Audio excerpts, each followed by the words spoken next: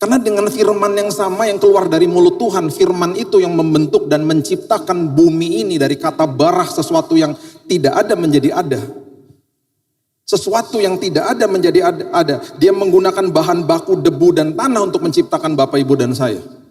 Sesuatu yang tidak ada jadi ada keluar dari firman-Nya. Makanya Alkitab mengatakan firman itu menopang hidup manusia. Siapa yang menopang matahari bisa jutaan tahun ada di situ terus diem aja di situ, nggak ada talinya, nggak ada yang megangin. Firman lah. Bumi ini berputar di angkasa, nggak ada yang megangin, nggak kelihatan yang megangin siapa. Firman yang menopang, apalagi hidup kita. Yang Alkitab katakan kayak debu di hadapan Dia, nggak ada artinya. Sekecil debu, ditopang sama firman-Nya.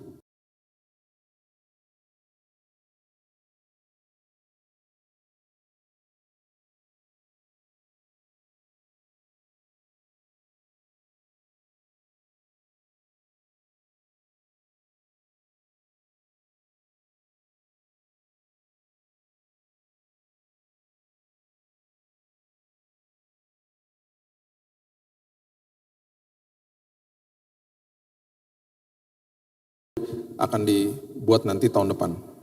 Oke, hari ini kita mau membahas sebuah prinsip yang sangat penting dalam hidup ini, yaitu kembali meneruskan apa yang saya sudah berkali-kali ajarkan. Vertikal kepada Tuhan itu harus selalu menerima. Ya, kita bahas lebih dalam lagi. Vertikal kepada Tuhan itu hubungan itu harus menerima, horizontalnya baru bisa memberi. Ya, saya refresh sedikit supaya Bapak Ibu, kalau nggak salah beberapa bulan lalu sudah kita bagikan di sini. Vertikal hubungan dengan Tuhan, kalau kita orang yang agamawi, kita akan mulai dari titik memberi. Karena agama memberi. Ya. Di dalam Kristus Yesus yang disebut orang Kristen itu berbeda dengan orang yang beragama Kristen. Orang beragama Kristen belum tentu dia orang Kristen. Orang Kristen artinya pengikut Kristus, orang agama Kristen saja bisa saja dia melakukan semuanya serba ritual, serba tata ibadah dan lain sebagainya. Jadi titik perjumpaan dengan Tuhan harus selalu dimulai dari titik menerima namanya. Ya, kita udah bahas dengan detail, nanti Bapak Ibu bisa buka videonya 3 bulan lalu kalau nggak salah di tempat ini. Setelah itu ketika masuk ke dalam hubungan horizontal, baru kita bisa melakukan dari titik memberi. Kalau kebalik bahaya. Sangat bahaya. Kalau kita sebagai orang agamawi, kita memberi kepada Tuhan, dan kita nggak pernah belajar menerima dari Tuhan. Bayangin belajar menerima aja tuh sampai Alkitab aja sampai mendengungkan itu berkali-kali, karena Tuhan juga tahu manusia susah untuk menerima yang terbaik karena kado yang diberikan itu terlalu indah, terlalu dahsyat. Manusia mungkin ketika terimanya bilang begini, nggak mungkin lah ini buat saya, masa sebaik ini gitu ya. Ketika ininya beres, hidupnya berkelimpahan, masuk ke dalam hubungan horizontal, pasti mulainya dari titik memberi, karena berkelimpahan di dalam sini. Ketika di sininya, di vertikalnya memulai dari titik memberi agamawi toh, gak pernah belajar terima kebaikan Tuhan, masuk ke dalam horizontal, pasti gak benar. Karena manusia perlu menerima juga. Jadi dia akan belajar menerima dari manusia lain. Alhasil dia menuntut manusia lain untuk memuaskan semua kebutuhannya, semua kebutuhan baik itu emosi dan lain sebagainya. Jadi gak karu-karuan. Itu sebabnya orang-orang seperti begini, orang di sekitarnya salah aja terus. Sensitif lah dia, kemudian gampang tersinggung lah, cepat marah lah. Semua orang gak ada yang pernah beres dalam hidupnya. Akhirnya dia tidak pernah menjadi pribadi yang mau menjadi pribadi yang tepat bagi orang-orang di sekitarnya. Itu bahaya sekali. Dia menuntut. Akhirnya terjadilah kerusakan di dalam hubungan demi hubungan. Karena vertikalnya udah gak pernah beres. Makanya banyak orang bilang gini, padahal tuh orang Kristen loh Pak, dia rajin ibadah, dia rajin pelayanan. Tapi hatinya gak pernah belajar terima. Ada yang tanya lagi, saya refresh lagi. Belajar terima gimana? Belajar terima tuh kalau saya untuk memberitahu jiwa saya ini. Ya, karena Alkitab mengatakan kita ini berargumentasi dengan jiwa kita sendiri setiap hari. Pribadi yang paling sulit dikalahkan kan jiwa kita sendiri. Jadi setiap bangun pagi saya bilang, Tuhan terima kasih Engkau gak pernah berseberangan sama saya. Terima kasih, kasih-Mu nyata, Roh Kudus yang ada di dalam saya tidak pernah sedetik pun tinggalin saya. Makasih Tuhan, walaupun kemarin mungkin aku buat salah, Tuhan gak pernah berseberangan, Tuhan tidak pernah menuduh, Tuhan tidak pernah menghakimi, Tuhan gak menghukum, Tuhan gak murka. Karena semuanya selesai di kayu salib. Makasih ya Tuhan gitu. Makin ngomong begitu, makin sadar jiwanya, makin menerima kebaikan Tuhan, makin gak mau buat dosa akhirnya. Makin hati-hati hidupnya. Gitu loh. Itu arti menerima dari Tuhan. Harus dari titik itu, makanya dia tegur Marta. Kalau bisa diartikan dalam bahasa sehari-hari, ngapain kamu pelayanan? Itu bagi orang agamawi mengatakan begini, lah kan harus pelayanan. Harus memberikan yang terbaik kepada Tuhan. Itu kalau bisa di-rephrase dalam bahasa sehari-hari, dia katakan kepada Marta, kamu tuh duduk dulu, belajar dulu seperti Maria. Duduk dulu di kaki saya, terima dulu yang terbaik, kamu penuh di dalam sini, baru kamu melayani saya. Itu maksudnya. Pelayanan gak salah, tetapi akhirnya pelayanan menjadi ritual, pelayanan menjadi akhirnya sebuah kebiasaan dan bahkan keharusan, bukan gaya hidup. Pelayanan seperti begitu adalah pelayanan yang tidak diisi atau tidak disertai dengan penyembahan. Makanya Bapak Ibu kalau baca kisahnya Marta ya, dia ditegur sama Yesus kan. Waktu brothernya dia Lazarusnya meninggal, di situ dia mulai berubah, dia mulai katakan begini kepada Yesus, engkau anak Allah, engkaulah itu Mesias itu sendiri. Dan waktu akhirnya dia datang lagi ke rumahnya mereka sebelum dia disalibkan, ketika Maria melumuri kakinya dengan minyak narwastu, dia kembali melayani Tuhan, dia tidak komplain di situ. Mulai terjadi perubahan. Nanti satu hari kita bahas tentang arti daripada kaki Yesus. Ya, karena ada 3 kali perjumpaan dengan Tuhan yang dicatat tentang Maria, 3-tiganya semuanya disebut kaki Yesus. Semuanya. Dan ada perkara indah terjadi di kaki dia. Kakinya Yesus itu adalah lambang daripada menerima kebaikan dia setiap hari. Oh dahsyat. Itu sebabnya begini, coba kita lihat ya. Kejadian pasal yang ke-24 ayat 26. Kejadian 24 ayat 26. Pertama kali kata bow down atau kata menundukkan kepala. Ya, tapi dalam bahasa Inggrisnya ya. Dalam bahasa Indonesia diterjemahkannya agak berbeda. Pertama kali kata menundukkan kepala itu ada di Kejadian 24 ayat 26. Firman Tuhan berbunyi begini. Lalu berlututlah orang itu dan sujud menyembah Tuhan. Sujud menyembah Tuhan dalam bahasa Inggrisnya atau berlutut orang itu dan menyembah itu dalam bahasa Inggrisnya bow down his head. Pertama kali didokumentasikan manusia menundukkan kepalanya dan menyembah Tuhan. Nah, kata pertama di perjanjian baru, semua kalimat-kalimat yang pertama tuh di Alkitab selalu pasti ada arti yang sangat bermakna, yang sangat indah. Kata pertama menundukkan kepala itu tercatat di perjanjian baru dilakukan oleh Yesus. Dan ini adalah sebuah peristiwa yang sangat-sangat luar biasa menggegerkan dunia. Karena firman Tuhan mengatakan begini, saya percaya ya, salah satu kepala pasukan daripada tentara Romawi yang mengatakan, sungguhlah dia adalah anak Allah. Dia perhatikan itu dan saya percaya dia perhatikan detail ketika ini terjadi, peristiwa ini terjadi. Coba lihat sama-sama di Yohanes pasal yang ke-19 ayat yang ke-30. Yohanes 19 ayat 30 mengatakan begini. Sesudah Yesus meminum anggur asam itu. Oke. Berkatalah ia, sudah selesai. Selesai, dimeteraikan dengan selesai. Makanya itu yang saya katakan berkali-kali. Gak ada penghukuman, penghakiman, penuduhan di dalam Kristus Yesus. Selesai. Finish. Gak ada kutuk keturunan bagi orang yang percaya kepada dia. Perhatikan ini. Lalu ia menundukkan kepalanya dan menyerahkan nyawanya. Manusia normal mati, tundukin kepala. Yesus enggak. Dia tundukkan kepala, dia serahkan nyawanya. Kenapa? Karena dia punya kuasa untuk membatalkan kematiannya. Makanya kalimat menyerahkan nyawa itu adalah sukarela yang diberikan sama dia. Nah ini pemberian loh. Ini salah satu pemberian yang sungguh indah di kayu salib ketika dia katakan selesai semuanya. Dia serahkan nyawanya, bahkan dilakukan dengan sesuatu yang sangat detail. Dia tundukkan kepala, dia serahkan nyawanya. Itu enggak sebenarnya tidak normal secara manusiawi. Gak ada orang yang nundukin kepala, kemudian dia baru mati. Biasanya orang mati dulu baru dia tundukin kepalanya. Karena dia udah gak berdaya. Yesus tundukkan kepalanya, Terbalik semuanya, dia serahkan nyawanya. Beberapa insiden terjadi sebelum itu, di mana dia bisa dengan sangat mudah membatalkan semuanya.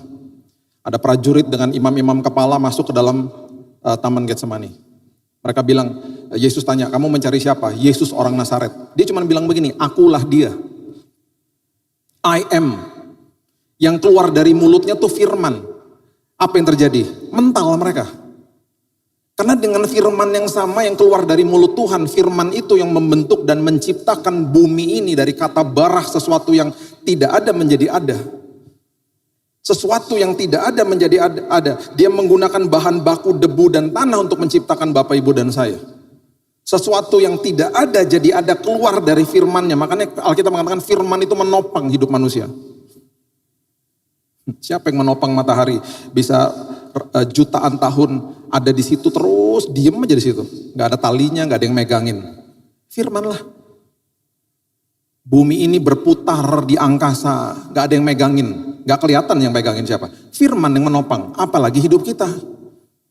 Yang Alkitab katakan kayak debu di hadapan dia. Gak ada artinya. Sekecil debu. Ditopang sama firmannya. Makanya firman yang keluar dari mulutnya mental orangnya. Terus insiden berikutnya, Petrus menetakkan kuping daripada hamba, daripada imam besar Malkus. Itu jahat sebenarnya. Kalau terjadi sebuah defect atau cacat secara tubuh, kelompok imam besar gak bisa melayani. Karena gak boleh ada defection dalam tubuh mereka. Jahat Petrus sebenarnya tuh. Ya dia emosi kan, dia emosi, dia mau bantu gurunya, dia mau bela gurunya, dia netakkan telinganya supaya nggak bisa pelayanan lagi loh, gitu. Maksudnya gitu. Dipungut sama Yesus, dipasang lagi, terus dia bilang begini, nggak perlu gini-ginian. Dengan kata lain, kasih mengalahkan segalanya. Nggak usah, biarkan saya yang membela hidupmu kalau hidupmu diusik, maksudnya gitu. Tenang aja.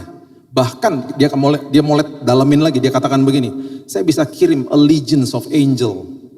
Itu berarti 74.000 malaikat untuk turun dan membatalkan ini semuanya. Gak perlu 74.000, satu malaikat kerub yang turun dari sorga membantai 185.000 tentara Asyur di depan tembok Yerusalem ketika Raja Hizkia sedang memerintah. Itu hanya satu malaikatnya. Dia punya kuasa seperti itu yang menggambarkan kuasa, dia bisa membatalkan semuanya. Pontius Pilatus bilang apa? Saya punya kuasa. Yesus bilang, oh no. Kamu gak punya kuasa. Unless it is given by my kingdom. Kalau kerajaan saya yang kasih, kamu punya kuasa. Kalau tidak, kamu gak punya kuasa. Hari ini Bapak, Ibu, dan saya diberikan kuasa dan otoritas atas hidup ini. Oleh kerajaan sorga. Itu Tuhan seperti itu yang bicara.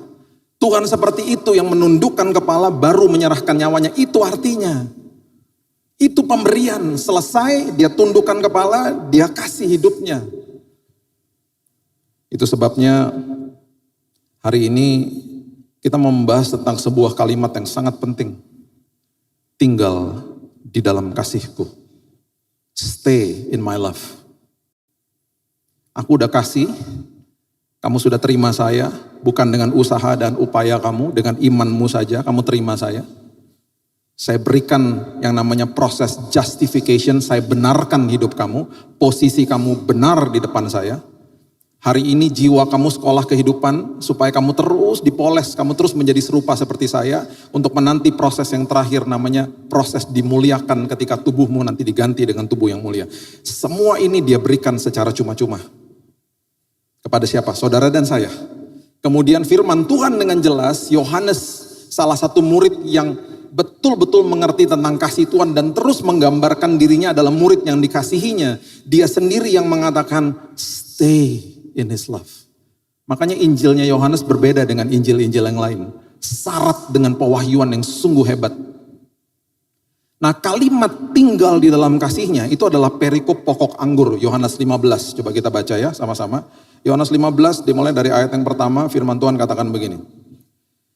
Yohanes 15 ayat yang pertama mengatakan begini. Akulah pokok anggur yang benar dan Bapakkulah pengusahanya. Ayat yang kedua, setiap ranting padaku yang tidak berbuah. Oke, jadi waktu kita terima Yesus sebagai juru selamat, we are being planted, kita ditanam sama dia di dalam kasihnya. Itu sebabnya dia bilang, nanti kita baca, tinggal di dalam kasihku, jangan kemana-mana udah. Dan kita melekat kepada pokok anggur, kita rantingnya gitu ya. Makanya waktu saya sakit saya bilang, Tuhan pokok anggur gak punya kanker. Itu sebabnya rantingnya gak punya kanker. Karena nutrisi mengalir ke rantingnya dalam nama Yesus. Karena saya rantingnya Tuhan. Nah seringkali ayat yang kedua ini kalau dibaca tidak benar, kita akhirnya mulai rasa tertuduh. Katakan begini, setiap ranting padaku yang tidak berbuah. Kenapa? Karena buah itu yang paling penting rupanya diucapkan pertama kali. Karena harusnya kemuliaan Tuhan dipertontonkan lewat kehidupan manusia, yaitu buah kehidupan kita, buah rohnya kita. Itu yang dimaksudkan dengan itu. Itu yang dimaksudkan, kamu terima kasihku, kamu tinggal di dalam kasihku, supaya kamu berbuah hidupnya nak. Kalau vertikalnya benar, kamu menerima, nanti horizontalnya kamu akan berbuah. Kamu akan mulai dari titik memberi kepada orang-orang di sekitarmu. Walaupun mereka berbuat salah kepadamu, Alkitab atau firman yang mengatakan saling mengasihi sama seperti aku telah mengasihimu terjadi. Soalnya di dalam pikirannya manusia, saling mengasihi sama seperti orang itu mengasihi saya dong. Kan itu nilainya dunia. Nilai firman Tuhan gak begitu. Firman Tuhan bilang, aku telah mengasihimu, terima kasihku, sekarang kamu jadi kado buat orang lain. Itu maksudnya. Jadi kemudian dia bilang begini, setiap ranting padaku yang tidak berbuah. Karena buah itu selalu dinikmati sama orang lain. Dipotongnya. Dan setiap ranting yang berbuah dibersihkan supaya ia lebih banyak berbuah. Perhatikan kata dipotong. Kata dipotong, bahasa aslinya dalam Yunani, bahasa Yunani itu sangat detail. Kalau saya sedang belajar Hebrew dengan Yunani, bahasa Hebrew itu poetik, indah bahasanya. Yunani straight to the point dan sangat detail, detail sekali, karena scholars, orang-orang Greek. Kata dipotong itu artinya airo. Aero itu artinya ketika ada sisi kehidupan kita yang tidak baik, diangkat sama Tuhan. Kepribadian kita tuh diangkat sama Tuhan, diginin. Nah, hati-hati nak, ini gak baik loh nak. Bukan letterlock dipotong, dibuang, des, buang, pergi sana kamu. Enggak. Artinya aero. Nak, aku bersihkan ya nak, aku bersihkan. Diangkat dulu sama dia. Kenapa? Anak. Anak ahli waris, orang yang punya hak penuh atas janji Tuhan. Saudara dan saya. Itu posisi loh. Jadi bahasa Greek ini sungguh detail, dia bilang diangkat, dibersihkan sama dia. Makanya ketika orang jatuh dalam dosa, ada dua suara. Suara pertama adalah suara Roh Kudus yang katakan begini, conviction namanya. Yang difokuskan adalah perbuatannya. Nak, salah nak, jangan nak, jangan nak. Itu salah, perbuatan kamu gak baik nak. Itu merugikan diri kamu nak, jangan nak. Gitu. Yang difokuskan perbuatannya. Tuhan tidak menuduh, Tuhan tidak menghukum, Tuhan tidak menghakimi. Suara yang satunya lagi, suara iblis akan katakan sesuatu yang sangat-sangat menjengkelkan dan sangat-sangat merusak kehidupan seseorang itu karena dia akan tuduh karakternya. Dia gak peduli sama perbuatannya, yang dia tuduh karakternya. Malah dia pengen supaya kita buat terus hal itu. Yang dituduh karakternya, bodoh kamu, gak layak kamu, pantesan kamu gagal, pantesan kamu, dituduh karakternya. Jadi ada dua suara loh, kalau kita kepleset, kita yang harus bisa membedakan suaranya. Makanya teller bank selalu dikasih tahu apa, kalau mau supaya latihan, supaya tahu bahwa uang palsu itu yang dia dilatih untuk lihat uang yang asli. Makin dia paham uang yang asli, ketika dia lihat uangnya palsu, dia tahu itu palsu. Makanya carilah dahulu kerajaan Allah dan kebenarannya, baru segala sesuatu ditambah-tambahkan. Kebenarannya. Makanya firman seperti begini patut kita mengerti dengan benar, menerima dari dia. Kita diangkat ketika kita jatuh tuh kita diangkat. Nah aku bersihin ya, yang ini bersihin, ini bersihin. Kadang-kadang memang sakit, tapi bukannya berarti dipotong secara letterlock, dibuang kita. Enggak, bukan begitu. Dikasihi bahkan. Ini Yohanes tulisnya betul-betul sangat detail sebenarnya. Ayat 3. Kamu memang sudah bersih. Kamu memang sudah bersih karena firman yang telah kukatakan kepadamu. Sudah di-justified maksudnya. Kamu udah bersih. Tapi setiap hari ada pembersihan yang berkala, namanya progressive sanctification. Setiap hari kamu dibersihkan, nak. Sekarang saya tanya lagi, emangnya kita bisa kuduskan diri kita? Nggak bisa lah. Setiap hari kita dikuduskan sama dia. Supaya di hadapan dia kita selalu sempurna. Itu karena selesai di kayu salib. Ayat 4. Tinggallah di dalam aku dan aku di dalam kamu. Don't go away. Tinggal di dalam dia itu bukan sebuah usaha kita lakukan tinggal. Enggak, udah otomatis terima Tuhan, tinggal di dalam kasihnya. Dia katakan saya dan saudara sudah melekat kepada pokok anggur. Dia bilang jangan kemana-mana, nak. Ayo belajar terima sekarang dari saya. Saya sayang sama kamu, nak. Sama seperti ranting tidak berbuah dari dirinya. Kalau ia tidak tinggal pada pokok anggur, demikian juga kamu tidak berbuah jikalau kamu tidak tinggal di dalam aku. Ada orang Kristen tidak tinggal di dalam Tuhan? Adalah orang Kristen yang gak sadar bahwa dia melekat kepada pokok anggur, gak sadar dia harus tinggal dan menerima kebaikan Tuhan. Hidupnya stres akhirnya. Yang terjadi Alkitab dengan jelas mengatakan gak ada buahnya hidupnya. Akulah pokok anggur dan kamulah ranting-rantingnya. Barang siapa tinggal di dalam aku dan aku di dalam dia, ia berbuah banyak. Sebab di luar aku kamu tidak dapat berbuat apa-apa. Barang siapa tidak tinggal di dalam aku, ia dibuang keluar seperti ranting dan menjadi kering, kemudian dikumpulkan orang dan dicampakkan ke dalam api lalu dibakar. Ayat ini berbicara tentang orang yang menolak Kristus, ujungnya neraka. Itu maksudnya, bukan kepada anak-anak Tuhan. Ya. Jikalau kamu tinggal di dalam aku dan firmanku tinggal di dalam kamu, mintalah apa saja yang kamu kehendaki dan kamu akan menerimanya. Kalau kita tinggal di dalam dia, kehendak Tuhan menjadi kehendak kita. Jangan dimutilasi ayat ini. Oh, tinggal di dalam Tuhan berarti saya udah orang Kristen, saya bisa minta apa aja Tuhan kasih. Nggak gitu, itu mutilasi ayat namanya. Kalau saya tinggal di dalam Tuhan, apapun yang Tuhan inginkan dalam hidup saya, udah selaras dengan apa yang Tuhan mau. Kita doanya selaras dengan semua keinginan dia pada hidup kita. Dalam hal inilah Bapakku dipermuliakan, yaitu jika kamu berbuah banyak, dengan demikian kamu adalah murid-muridku. Ya. Oke, sekarang kita masuk ke dalam intinya. Yohanes bilang begini, ayat 9. Seperti Bapa telah mengasihi aku, demikian juga aku telah mengasihi kamu. Tinggallah di dalam kasihku. Bahasa Yunaninya meno. Itu adalah sebuah postur seseorang mengatakan kepada seorang gini, udah jangan kemana-mana, udah di sini aja. Saya sayang sama kamu, kamu jangan kemana-mana. Itu artinya meno. Stay in my love. Belajar terima, aku sayang sama kamu, nak. Itu maksudnya. Jikalau kamu menuruti perintahku, kamu akan tinggal dalam kasihku. Bayangin ya, disuruh tinggal dalam kasihnya itu tuh perintah. Yesus tuh bilang, jangan kemana-mana, udah di sini aja. Saya tuh sayang sama kamu, kamu jangan punya pikiran yang lain. Kamu jangan pernah punya pikiran aku tinggalin kamu. Jangan pernah punya pikiran seperti begitu, aku sayang sama kamu.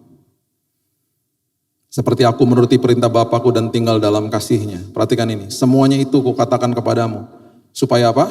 Sukacitaku ada di dalam kamu dan sukacitamu menjadi, oke. This is getting really good. Ini yang membuat saya terus merinding kalau baca firman Tuhan. Sekarang coba lihat Galatia 5 ayat yang ke-22. Ayat yang sangat populer toh, tentang apa? Buah roh. Dari tadi kan kita bilang, tinggal dalam kasihku kamu akan berbuah. Perhatikan ini baik-baik. Galatia 5 ayat 22 dan 23. Ada 9 ya buah rohnya. Dikatakan begini, tetapi buah roh ialah, kita sebutin sama-sama ya, yang 3 pertama aja.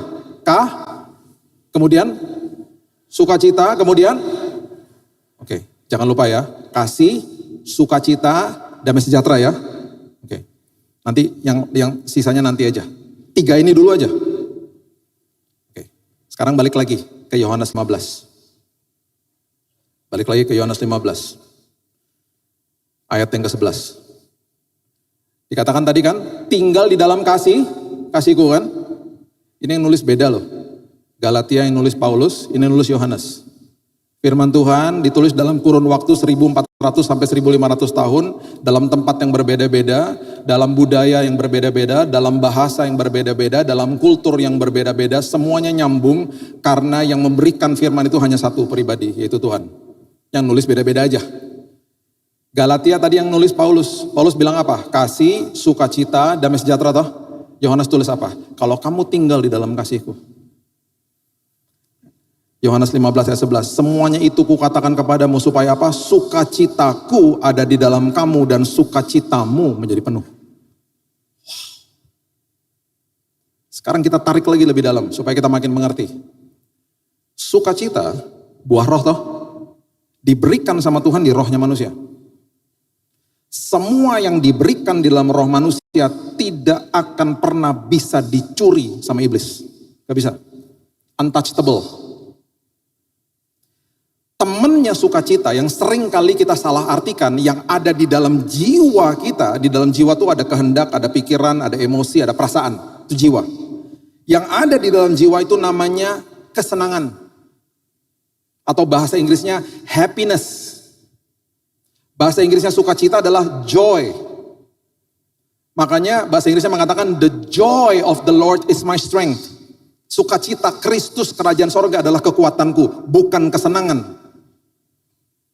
Kesenangan, happiness atau kebahagiaan itu letaknya di dalam jiwa. Itu bisa hilang kapan saja, bisa terusik kapan saja, bisa dicuri sama iblis yang namanya kesenangan. Bisa. Tetapi yang namanya sukacita, gak bisa. Gak bisa. Oke, sekarang kita tarik lagi. Tadi kan urutannya apa? Kasih, sukacita, damai sejahtera toh. Sekarang coba buka buku Filipi pasal yang keempat. Buku Filipi pasal yang keempat ayat 4 sampai 7. Buku Filipi pasal yang keempat ayat 4 sampai 7. Dimulai dengan apa? Bersuka citalah. Dimulai dengan apa? Bersuka citalah senantiasa dalam Tuhan. Sekali lagi kukatakan bersuka citalah. Kasih, sukacita. Oke. Hendaklah kebaikan hatimu diketahui semua orang. Tuhan sudah dekat. Janganlah hendaknya kamu khawatir tentang apapun juga. Tetapi nyatakan dalam segala hal keinginanmu kepada Allah dalam doa dan permohonan dengan ucapan syukur. Perhatikan ayat 7. Damai sejahtera Allah yang melampaui segala akal akan memelihara hati dan pikiranmu dalam Kristus Yesus. Gak salah toh urutannya. Kasih, sukacita, apa ini? Sukacita kemudian membawa kepada apa? Damai sejahtera. Damai sejahtera itu juga diletakkan di dalam roh. Gak bisa dicuri sama iblis. Temennya damai sejahtera yang letaknya di dalam jiwa itu namanya ketenangan. Tenangan sama damai sejahtera beda. Ketenangan bisa hilang, bisa dicuri sama iblis. Damai sejahtera gak bisa. Karena itu buah. Makanya firman Tuhan bilang apa? Stay in my love. Tinggal di dalam kasihku. Supaya ketika nanti ada masalah, ada badai dalam hidupmu, engkau tetap ada sukacita. Engkau tetap ada damai. Walaupun ketika ada badai, kesenangan sama ketenangan hilang. Saya di rumah sakit, waktu saya dirawat kena kanker. Senang? Ya enggak lah. Mana ada orang senang masuk rumah sakit. Pak, besok Bapak udah dirawat, masuk rumah sakit, dan Bapak akan mulai kemo. Yes, itu yang saya nanti-nantikan. Gak ada orang masuk rumah sakit terus happy, terus posting-posting. Guys, aku di rumah sakit ya, asik banget deh gitu. Gak ada. Gak ada orang masuk rumah sakit senang. Gak ada orang masuk rumah sakit justru yang seperti saya ini, yang tenang bahkan. Saya di lantai 8 itu lantai kemo tiap hari orang mati. Tenang, gak mungkin lah tenang. Senang tidak, tenang tidak. Sekali lagi, buah itu dinikmati sama orang lain toh. Teman-teman datang. Nangis pasti lihat saya. Aduh Bil, badan kamu habis tinggal 60 kilo udah kayak tengkorak. Nangis. Terus duduk, ngobrol. Pas udah mau pulang nangisnya berubah, nangis terharu. Kok bisa sih kamu tenang? Kok bisa sih kamu punya pengharapan? Kok bisa sih kamu optimis? Kok bisa sih kamu punya damai? Kok bisa sih kamu tetap sukacita? Karena damai dan sukacita itu tidak bisa dicuri sama iblis. damai dan sukacita melengkapi kehidupan orang-orang percaya yang menikmati orang lain. Kok bisa ya? Kok bisa ya? Itu yang Tuhan mau. Dan itu yang Yohanes katakan kepada kita, stay in my love. Tinggal dalam kasihku, sadar setiap hari itu aku sayang sama kamu nak. Walaupun seolah-olah terkadang kamu merasa bahwa aku gak dengar doa kamu, aku dengar, aku tahu pergumulanmu. Tapi aku juga lagi tunggu waktunya untuk memanifestasikan apa semuanya itu. 2 Korintus 9 ayat 10. 2 Korintus 9 ayat 10. Ia yang menyediakan benih bagi penabur dan roti untuk dimakan. Ini dalam ayat ini. Ia juga atau Tuhan juga yang menyediakan benih bagi kamu, melipat gandakan dan menumbuhkan buah-buah kebenaranmu. Yang tumbuhin buahnya Tuhan, bukan kita. Kita cuman menerima kasihnya, tinggal di dalam kasihnya, that's it. Biarkan Tuhan yang tumbuhin nanti buah-buahnya. Karena Tuhan yang numbuhin. Dan kalimat ini di Korintus ini dahsyatnya lagi yang dikatakan ia menyediakan benih bagi penabur. Perhatikan ini baik-baik. Biji sama benih itu beda. Biji itu sesuatu yang sangat-sangat mentah. Makanya Tuhan bilang gini, kamu cuma datang kepada saya bawa biji itu. Iman sebesar biji sesawi. Kamu datang, hidupmu tuh seperti bijinya gitu loh, datang kepada dia. Waktu diserahkan kepada dia, benih itu adalah biji yang sudah dikondisikan. Itu artinya. Jadi Tuhan terima bijinya. Tuhan, aku datang Tuhan dengan keterbatasanku. Aku datang Tuhan, aku banyak dosanya Tuhan. Aku datang, ku terima Engkau sebagai juru selamat. Itu bijinya. Makanya dikatakan iman sebesar biji sesawi. Diambil sama dia. Dikondisikan jadi benih toh. Terus dia bilang gini, aku tanam ya nak. Di dalam hidupku, sekarang kamu tinggal di dalam aku. Nanti kamu tunggu aja, kamu tinggal. Kamu lagi masalah, kamu ngucap syukur aja. Kamu lagi ngelewatin badai, kamu ngucap syukur aja nak. Kamu ingat aku sayang sama kamu nak. Kamu perkatakan kata-kata berkat atas hidupmu, tinggal di dalam aku nak. Jangan kemana-mana. Pas nanti waktunya, tiba-tiba buahnya keluar. Dung. Makanya damai yang aku berikan bukan seperti yang dunia berikan toh. Firman Tuhan bilang, makanya ketika ada badai, ketemu sama orang dunia, kok bisa ya? Kok beda ya? Dia menikmati buahnya. Coba baca Mazmur pasalnya yang pertama, ayat yang ketiga. Mazmur pertama, ayat yang ketiga. Ayat yang sangat populer. Ia seperti pohon yang ditanam di tepi aliran air, yang menghasilkan buahnya pada musimnya. Daunnya tidak akan layu. Apa saja yang diperbuatnya berhasil. Saudara dan saya kalau tinggal di dalam kasihnya, kita adalah pohon yang ditanam di tepi aliran air. Tinggal di tepi aliran air itu maksudnya air kehidupan. Akarnya dapat makanan dari situ. Di luarnya bisa badai, akarnya dapat makanan dalamnya. Bertumbuhnya benar. Petrus bilang apa? Bertumbuhlah di dalam kasih karunia supaya kamu tidak tersesat dan tidak kehilangan pegangan. Bertumbuhnya bukan di tempat yang lain. Bertumbuhnya di tempat yang benar, ya seperti yang Yohanes ajarkan hari ini. Tinggal di dalam kasihku, bertumbuhlah di dalam sebuah tanah yang penuh dengan kasih karunia. Airku, air kehidupan akan mengalir dan memberikan makanan yang nutrisi yang sehat kepada hidupmu. Dan kemudian dikatakan apa? Menghasilkan buahnya pada musimnya. Saya butuh damai sejahtera, saya butuh sukacita ketika saya sedang sakit. Saudara dan saya butuh buah itu ketika musim berganti. Ini ketika ditelusuri makin dalam makin indah akhirnya. Terus dikatakan apa lagi? Dikatakan begini, daunnya gak akan layu. Daun itu melambangkan sebuah kemuliaan atau sebuah sesuatu yang indah lah. Kalau pohon kan kalau gak ada daunnya kan jelek.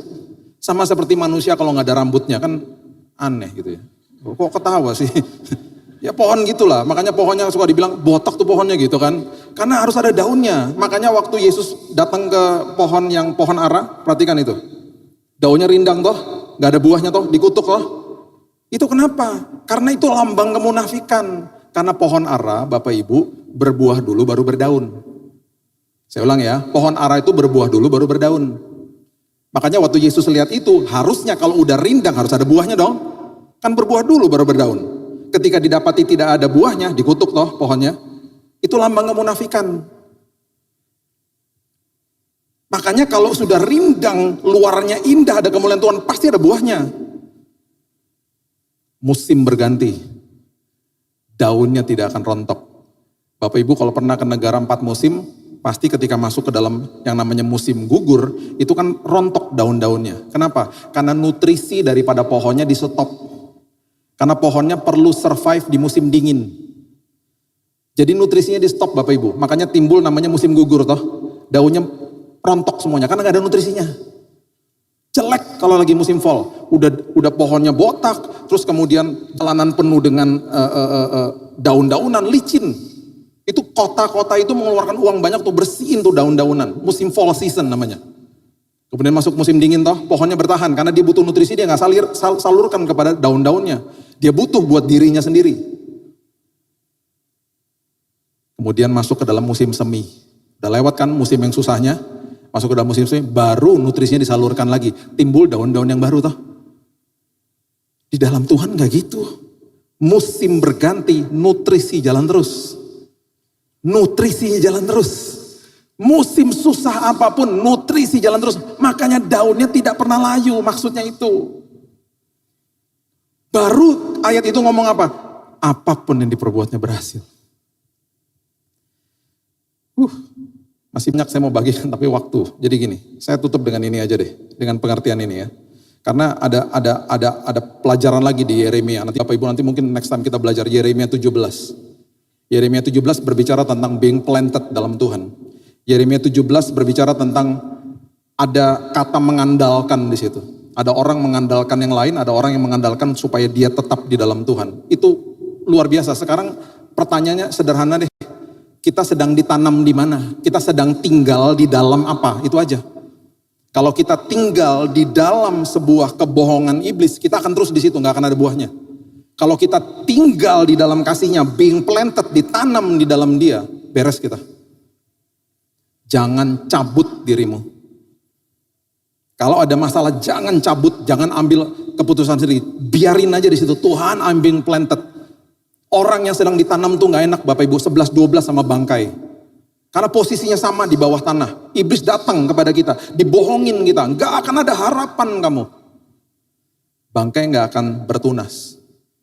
Pribadi yang ditanam di dalam kebenaran firman akan bertunas. Dan dia akan menimbulkan pohon yang luar biasa, menghasilkan buah yang dinikmati sama orang lain. Itu firman Tuhan. Dan itu sebabnya saya berikan pengertian ini. Semua kita, ya semua kita, semua manusia itu diberikan gambar dan rupanya Tuhan sebenarnya kan. Jadi semua manusia diberikan sama Tuhan itu kehebatan masing-masing, zona-zona kekuatan masing-masing. Semua kita. Nah, dengan kehebatan itu, jadi ada orang yang bidangnya bisa lawyer, ada dia jago teknik. Ini bagian art, ya kan? Ada orang yang jagonya di bagian kedokteran. Itu semuanya kan pemberian Tuhan, karunia-karunia Tuhan. Dan kalau orang lihat itu harusnya kita paham, wow, itu kemuliaan Tuhan loh, sedang dipertontonkan. Karena yang kasih itu Tuhan. Gak usah jauh-jauh deh. Bapak Ibu di dalam ruangan ini aja, lihat LED sebesar ini, lihat bangku atau duduk di bangku yang sedang kita duduki hari ini. Itu kan ada yang buat. Ada orang-orang yang buat. Orang-orang seperti ini kan punya zona kekuatan masing-masing yang Tuhan berikan kepada dia. Ilmu yang ada di dalam manusia itu kan Tuhan yang kasih. Nah, tetapi kemuliaan Tuhan itu agak saru ketika kita melihat kehebatan orang demi orang. Karena orang yang tidak percaya pun kepada Tuhan banyak yang hebat kok. Karena Tuhan adil, semuanya dikasih sama rata. Satu-satunya momen di mana dunia bisa melihat kemuliaan Tuhan, alias melihat buahnya. Itu adalah ketika orang Kristen menghadapi masalah. Di situ kelihatan bedanya.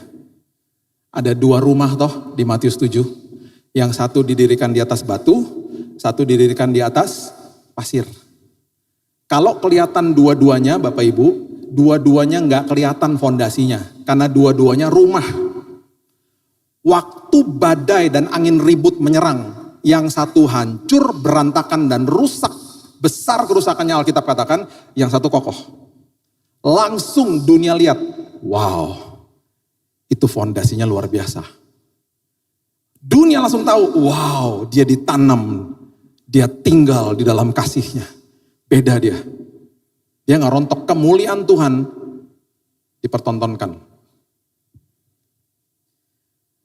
Kemarin tanggal 27 Juni di daerah Sukabumi, tepatnya jam 1.15. Ada anak-anak Tuhan yang lagi retreat. Bapak Ibu tahu beritanya pasti, udah viral kemana-mana. Mereka didatengin kelompok orang yang tidak mau toleransi. Rumah itu dirusak. Bahkan menurut berita mengatakan bahwa hampir semua jendela dalam ruangan itu hancur. Ya, ada 2 unit gazebo nih, saya baca beritanya ya. Di pekarangan rumah, kamar mandi, bagian belakang, pintu gerbang rumah semuanya dihancurkan. Bahkan ada motor yang dibuang sampai ke kali, ke sungai. Mobilnya digores sampai rusak. Kita udah lihat sendiri salib sampai dilempar ke bawah dan lain sebagainya. Dan Alkitab sudah mengatakan di Matius 24, di akhir zaman aniaya akan terus terjadi. Ini saran saya. Kan banyak orang doain supaya Indonesia tidak ada aniaya atau dunia tidak stop aniaya bagi orang Kristen. Saya cuma mau katakan begini, Alkitab sudah mendefinisikan, Alkitab sudah menubuatkan bahwa akhir zaman akan makin banyak aniaya. Kita doanya begini, betul kita tetap doain untuk kedamaian, kita doanya juga begini, Tuhan selagi ada aniaya, biarkan kami kuat dan justru kemuliaan Tuhan dipertontonkan kepada dunia. Saya nangis kemarin setelah mengikuti beritanya toh, kemudian Gubernur Jawa Barat memberikan hibahan uang 100 juta untuk memperbaiki fasilitas yang dirusak. Sama pemiliknya diberikan kepada rumah ibadat yang ada di sekitarnya, kepada orang-orang yang tadinya menganiaya dia, dikembalikan kepada mereka. Bagi saya, orang ini adalah orang yang tinggal di dalam kasih Tuhan. Ketika dia diperlakukan tidak baik, dia mengasihi orang itu sama seperti Kristus mengasihi dia. Itu namanya kemuliaan Tuhan. Bagi saya, dan saya percaya, dengan peristiwa itu, ketika ada badai, orang langsung bisa lihat, wah, itu fondasinya kuat. Buahnya luar biasa. Buahnya dahsyat. Saya tutup dengan ini ya. Galatia 5, coba balik lagi ya. Galatia 5, ayatnya yang ke-22 dan 23 tadi ya. Coba lihat ini. Ini bukti daripada kalau kita tinggal dalam kasih Tuhan. Galatia 5 ayat 22 sampai 23. Tetapi buah roh ialah apa tadi? Kasih. Kalau kita tinggal dalam kasihnya, kita akan dapat sukacita dan damai. Nah, sekarang sisanya ya, ada 6 sisanya. Ini semuanya apa yang patut kita lakukan loh dalam hidup ini. Ini horizontal nih. Ini horizontalnya nih. Coba lihat ini. Kesabaran, kemurahan, kebaikan, kesetiaan, kelemah lembutan, penguasaan diri. Itu yang terjadi kemarin di Sukabumi. Dia dianiaya, horizontalnya yang terjadi adalah dia sabar, dia murah hati, dia baik, dia tetap setia, lemah lembut, penguasaan diri. Bahkan uangnya disalurkan kembali. Disitulah kemuliaan Tuhan dipertontonkan. Dan saya percaya banyak orang ketika melihat kejadian kemarin, terima Yesus sebagai juru selamat. Ada amin? Terima Yesus sebagai juru selamat. Itu sebabnya tenang aja, tinggal di dalam kasih-Nya. Dan kita akan mengambil keputusan dengan benar hari lepas hari. Berikan tepuk tangan kita untuk Tuhan kita. Bapak yang baik, terima kasih buat hari ini. Kami mengucap syukur buat firman-Mu, firman-Mu dahsyat Tuhan. Kasih-Mu dahsyat, kasih mengalahkan segala-galanya. Kami baru melihat, kami baru dipertontonkan dengan sebuah insiden yang terjadi di mana anak-anak Tuhan mempertontonkan kasih Yesus. Kami bangga menjadi anak-Mu Tuhan. Kami bangga menjadi warga kerajaan sorga yang mengerti dan hidup di dalam kasih-Mu. Terima kasih ya Tuhan, hari ini kami sadar dan kami mengerti apa itu artinya daripada buah roh. arti daripada tinggal di dalam kasih-Mu. Dan itu sebabnya meteraikan firman ini, supaya kehidupan kami terus berbuah menjadi berkat dan dampak bagi orang lain. Hanya di dalam nama Tuhan Yesus kami berdoa dan mengucap syukur. Kita sama-sama katakan, amin. Tuhan berkati.